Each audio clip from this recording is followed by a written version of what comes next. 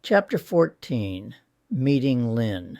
I began to return to the readings each week. Dusty's presence, steady and maternal, gave me courage. I started building friendships. Jean Jones, who offered honest feedback that made me want to grow as a writer. Thomas Childs, who became a confidant. Sharing the swing with Jean was humbling, but his encouragement told me I wasn't alone in this journey. I also carried a growing awareness that I wanted more than poetry. I wanted a life where I could help others.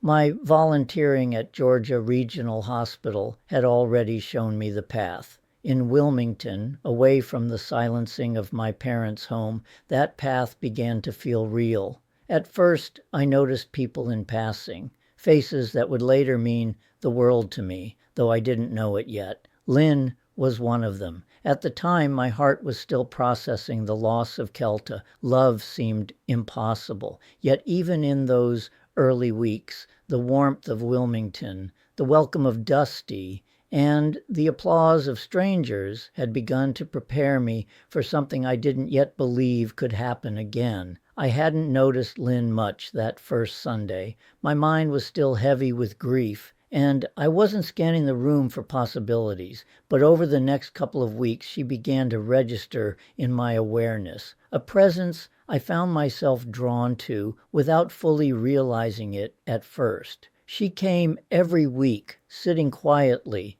sometimes alone, sometimes in light conversation with others. She was fair-skinned, surprisingly so for someone living across the street from the beach, and carried herself with a calm composure. I caught myself noticing her figure in quick, respectful glances, the easy shape of her legs beneath shorts, the gentle curve of her hips, the natural line of her shoulders. She didn't dress to catch attention. No makeup, no artifice, yet my attention settled on her all the same.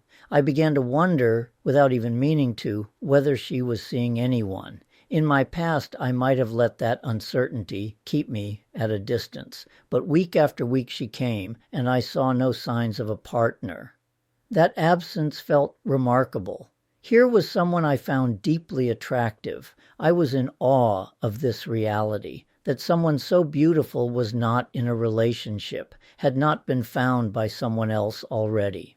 By the time the June 28th reading arrived, I'd made up my mind to find a way to speak with her beyond the polite nods we had exchanged. I angled myself to sit near her table by the window. Outside, the late afternoon sun touched the Cape Fear River, scattering flecks of gold across the surface. Inside, I felt my pulse quicken, not from nerves in the old crippling way, but from a sense that the moment had arrived. I asked, "Do you want to go to the poetry reading next Sunday with me? It's down at Carolina Beach." "Sure," she said, her voice soft and warm. Encouraged, I added, "Can I call you?" She gave me her phone number. The room dissolved into background blur. There was only her, the slip of paper in my hand, the knowledge that I would see her again. "We could go down to Carolina Beach on Saturday, too," I suggested. "Maybe walk out to the jetty or see the aquarium." "Okay," she said with a small, agreeable smile. The following Saturday, the air was bright and warm as we drove from her place on Wrightsville Beach toward Carolina Beach. I had taken a moment to ensure Lynn was happy with this plan. Then we came to the jetty I had discovered on my own travels. We parked the car and walked toward it, stepping carefully across the rocks. I was nervous. It was slippery. I couldn't let Lynn fall. I found her instantly precious and beautiful. I couldn't allow that skin to be scratched or to see her stumble. "Take my hand," I said with an urgency that surprised me. I offered my hand, and my fingers wrapped down over her upturned palm. At our touch, my entire body felt something light and pleasant, electric. This wasn't expected. We paused for a moment, looking out toward the water. Her hair swayed in the light wind. I was captivated by this moment of gazing at Lynn while she looked to the left, just slightly ahead of me. I didn't have words for mindfulness then, but only in looking back do I realize I wasn't dwelling on the loss of Kelta or the hollow places I had carried here. I was simply present. I didn't want the day to end. So, as she turned back to me, I said, "We can go to the Fort Fisher Historical Museum where Jean works."